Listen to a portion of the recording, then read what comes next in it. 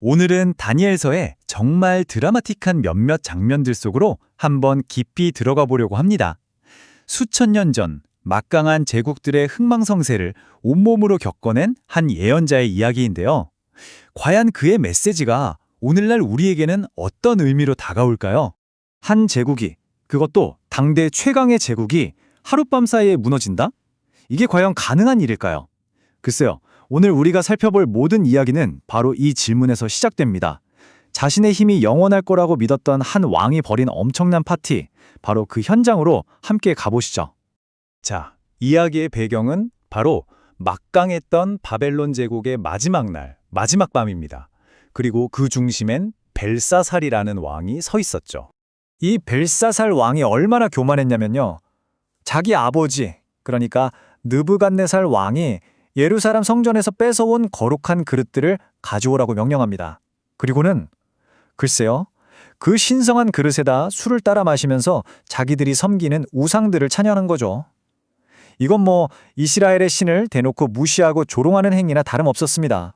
파티가 한창 무르익을 때였어요. 갑자기 호공에서 사람 손이 쓱 나타나더니 궁전 벽에다가 글씨를 쓰기 시작하는 겁니다.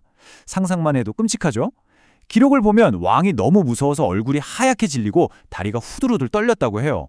당연히 궁에 있던 그 어떤 똑똑한 박사들도 이 기이한 글자를 해석해내지 못했죠. 바로 그때 이제는 나이가 지긋한 예언자 다니엘이 불려옵니다. 그리고 그가 벽에 쓰인 신의 심판을 읽어주죠. 첫째, 메네. 이건 하나님의 왕의 날들을 세어보니 이제 끝이 났다는 뜻입니다. 둘째, 데겔. 왕을 저울에 달아봤더니 한참 모자랐다는 거죠. 자격 미달이라는 겁니다. 그리고 마지막, 우바르신. 왕의 나라가 쪼개져서 메데와 바사, 그러니까 페르시아에게 넘어갈 거라는 정말 끔찍한 예언이었습니다. 그리고 그 예언은 바로 그날 밤에 이루어집니다. 정말 즉각적이고 무서운 심판이었죠. 이 사건은 우리에게 뭘 보여줄까요?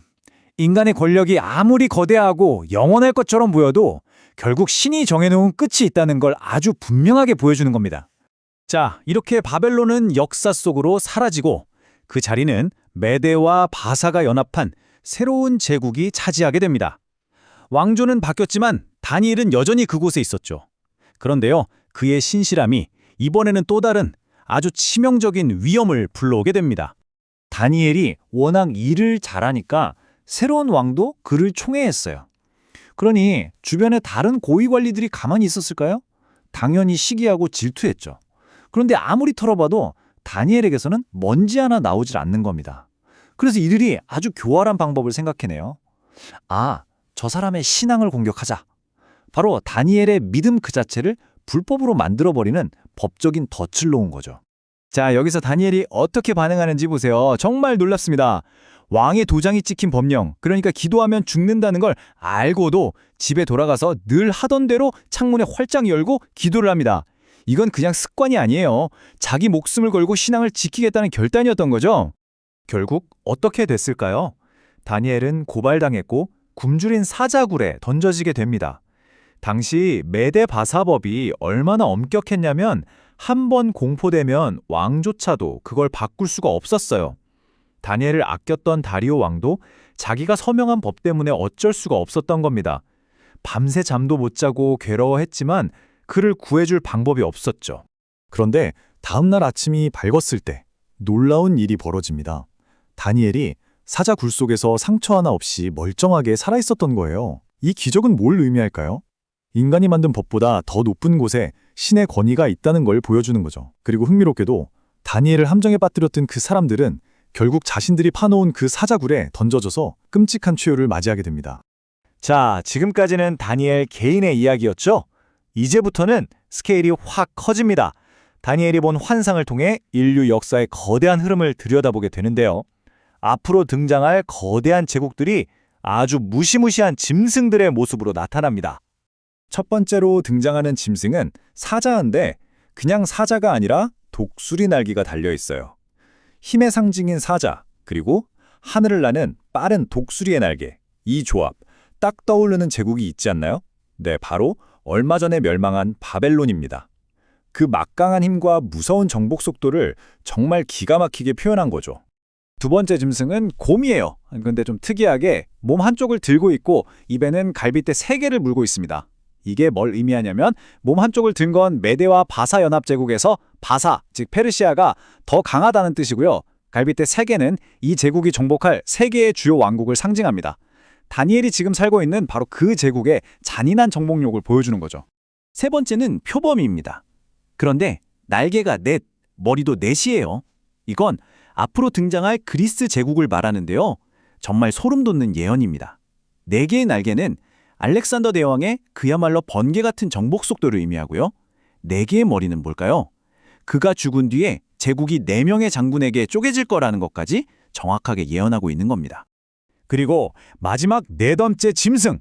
이건 이전 짐술들과는 차원이 다릅니다.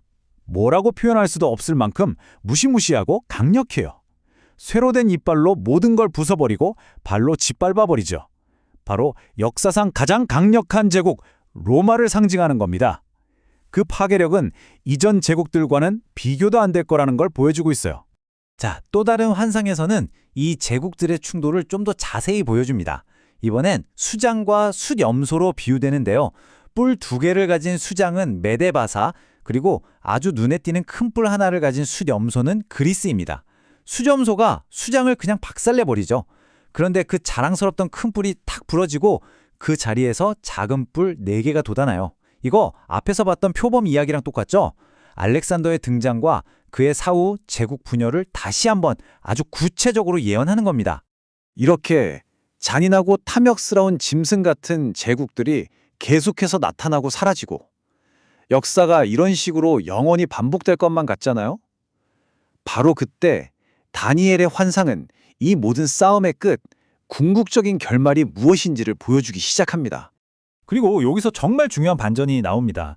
지금까지 나온 세상의 모든 왕국들은 다 모였죠. 끔찍한 짐승의 모습이었잖아요. 그런데 이 모든 것을 끝내고 영원한 나라를 받을 존재는 인자 같으니, 그러니까 사람의 아들 같은 모습으로 나타납니다. 짐승이 아니라 사람이라는 거죠. 이건 뭘 의미할까요? 힘과 폭력으로 다스리는 시대는 끝나고 완전히 다른 성격의 통치가 시작될 거라는 아주 강력한 메시지입니다. 자, 그럼 정리해볼까요? 벨사살 왕의 파티에서 시작해서 사자굴을 거쳐 무시무시한 짐승들의 환상까지 이 모든 이야기들이 하나로 합쳐져서 우리에게 하고 싶은 말이 대체 뭘까요? 핵심은 이겁니다. 역사에 대한 아주 새로운 관점을 제시하는 거죠. 첫째, 인간이 세운 제국은 아무리 강해 보여도 결국엔 끝이 있고 심판을 받는다는 겁니다. 벨사살 왕처럼요. 둘째, 그 제국들의 본질은 환상에서 본 것처럼 폭력적이고 짐승 같다는 거죠. 하지만 가장 중요한 건 역사가 그냥 이렇게 무의미하게 반복되는 게 아니라는 겁니다.